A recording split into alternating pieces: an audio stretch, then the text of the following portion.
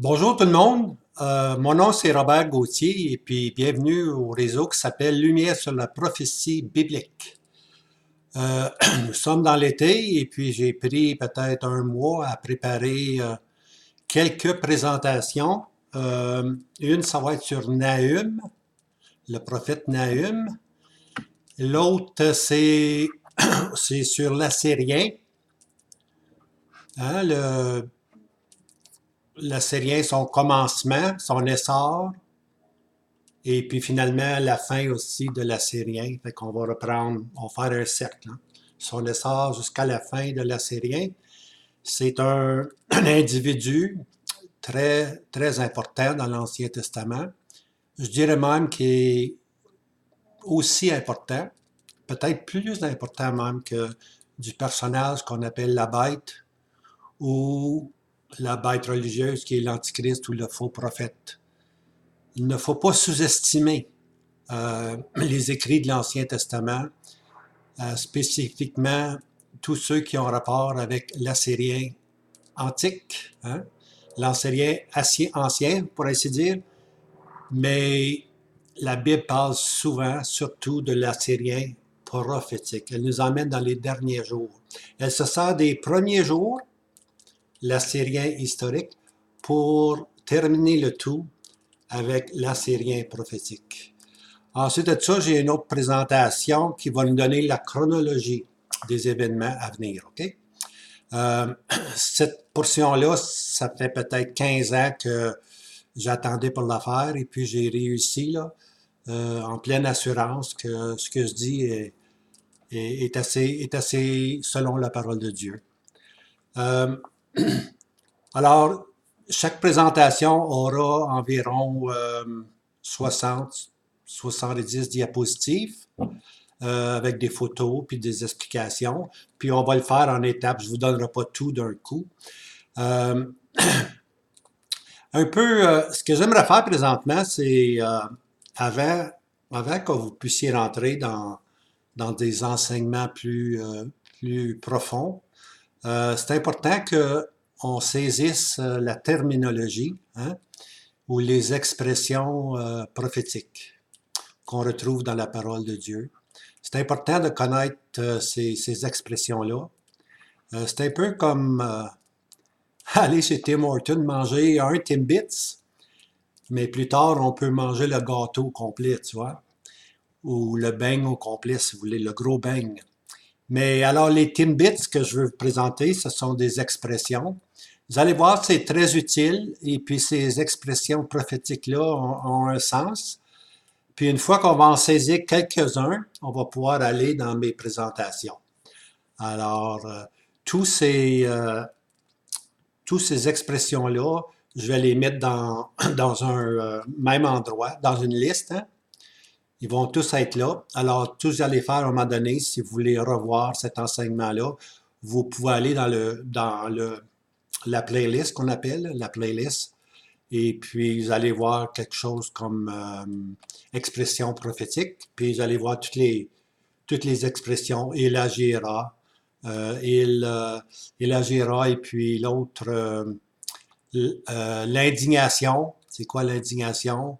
La consomption décrétée. Alors, il y a un paquet de termes comme ça qu'on se doit de connaître, tu vois. Alors, la première expression que j'aimerais prendre avec vous aujourd'hui, c'est une expression qui est tirée dans le livre du prophète Ésaïe. L'expression, c'est il atteindra jusqu'au cou. Il atteindra jusqu'au cou. Alors, c'est une expression assez particulière. Et puis, on va regarder son contexte, puis vous allez comprendre qu'est-ce que ça veut dire jusqu'au cou. OK? Alors, c'est dans Ésaïe 8, c'est l'Éternel qui parle, qui va envoyer un, un ennemi sur les 10 tribus. Israël qui était très infidèle. Vous vous rappelez, Israël comme tel était divisé. Israël, la nation, les 12 tribus ont été divisées à un moment donné en 10 tribus qu'on appelle Éphraïm ou les tribus du Nord. Et puis les deux autres tribus, c'est Juda puis Benjamin, connus sous le nom de Juda. Alors, lorsque, souvent dans l'Ancien Testament, lorsque vous entendez l'expression Israël, ça veut souvent dire non pas l'ensemble des 12 tribus, mais spécifiquement Éphraïm ou les 10 tribus. Okay? Alors, remarquez ceci quand vous lisez Israël, essayez de comprendre est-ce qu'il parle des 12 tribus ou il parle seulement de la nation Israël, les 10 tribus qui sont devenues très infidèles. Et puis Dieu a suscité son instrument qu'on appelle l'Assyrie ou l'Assyrien pour venir les corriger. Puis l'Assyrien va rentrer dans le pays éventuellement et puis va les emmener captifs. Et puis on lit que les 10 tribus ont été emmenés dans le nord et puis ils sont là jusqu'à ce jour. Ils ne savent même pas ce qui appartiennent aux 10 tribus, ils sont là jusqu'à ce jour. Okay? Ceux qui ont crucifié le Seigneur Jésus ne sont pas les 10 tribus, ce sont les 2 tribus, Benjamin puis Juda. C'est eux qui, là, de leur retour de Babylone, ont reçu le Seigneur, mais malheureusement, ils ne l'ont pas reçu en Messie, ils l'ont reçu comme quelqu'un qui était faux, comme un faux Messie, puis ils l'ont crucifié. Alors, c'est ces 2 tribus-là qui sont responsables, et non pas les 10. Les 10 sont responsables d'idolâtrie. Les 2 tribus, Benjamin et Judas, sont responsables de la crucifixion, la mort du Seigneur Jésus, en plus de l'idolâtrie. Alors, le jugement va être beaucoup plus grand. C'est eux qui vont être à Jérusalem. Quand le Seigneur dit de fuir de Jérusalem, ce n'est pas les 10 tribus, ils ne sont pas encore de retour, les 10. Ils vont l'être éventuellement. Mais ce sont les 2 tribus de Benjamin puis Juda. Alors, je lis dans Ésaïe 8,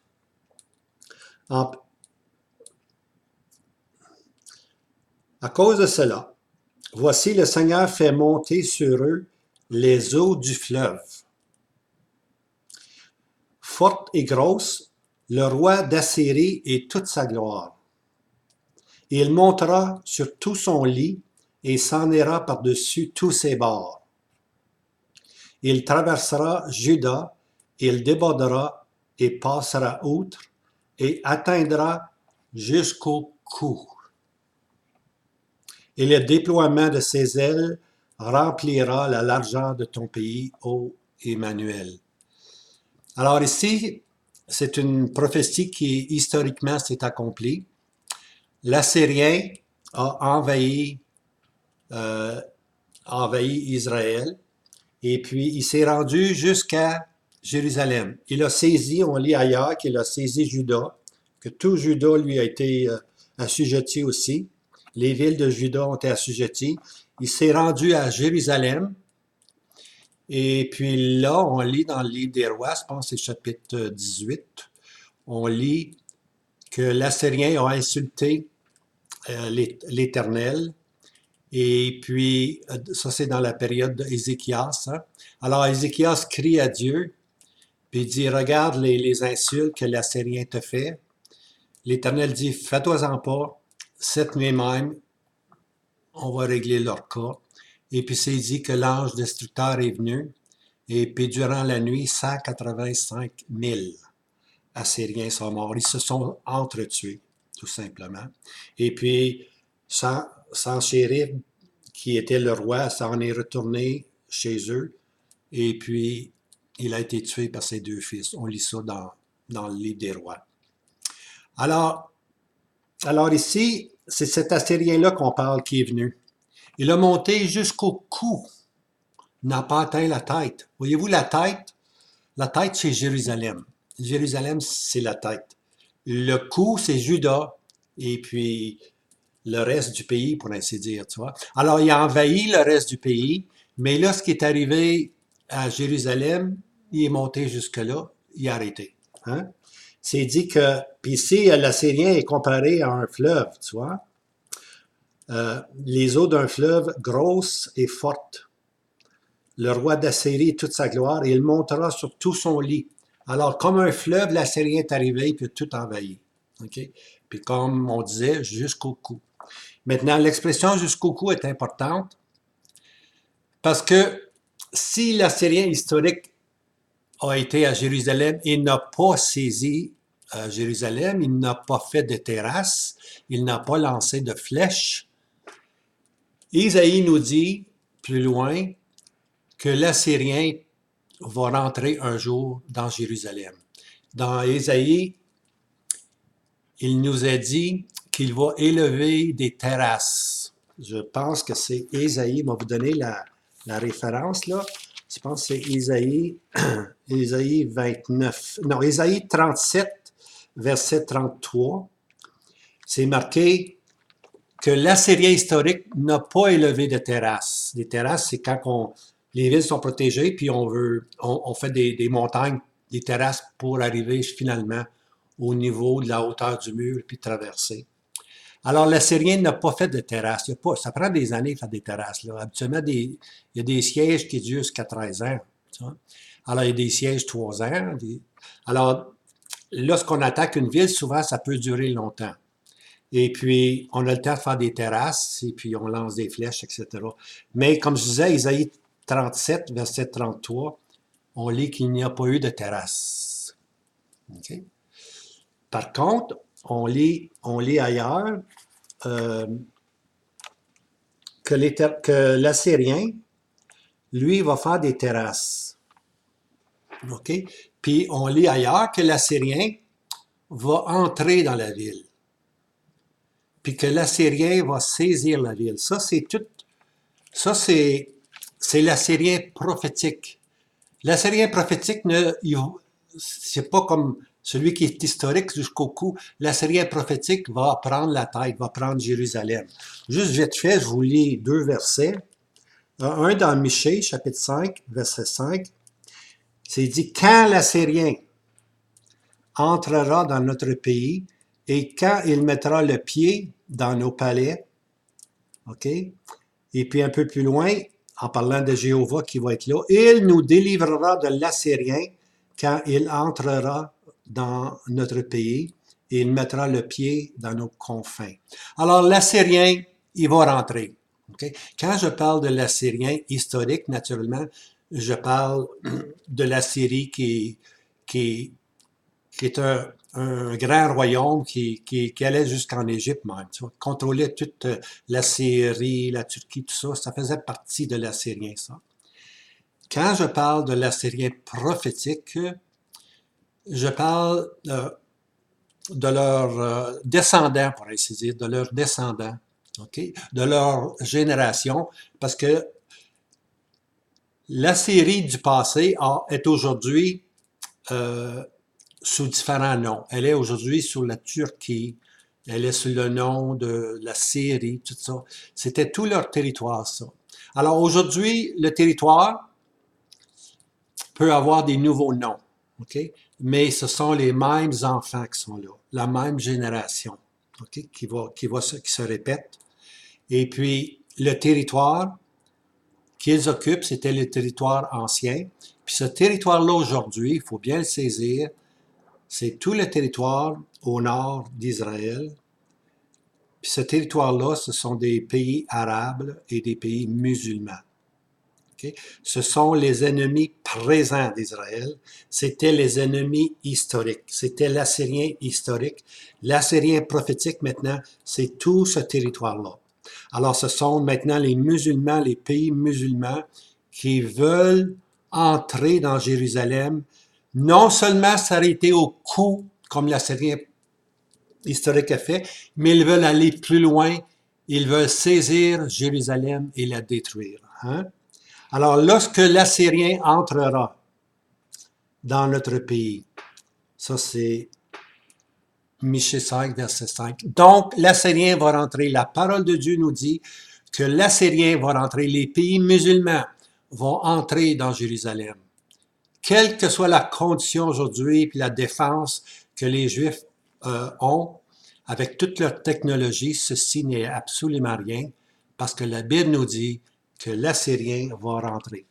Un autre verset dans Zacharie, le dernier chapitre de Zacharie, au chapitre 14, il dit au verset 2, « Et j'assemblerai toutes les nations contre Jérusalem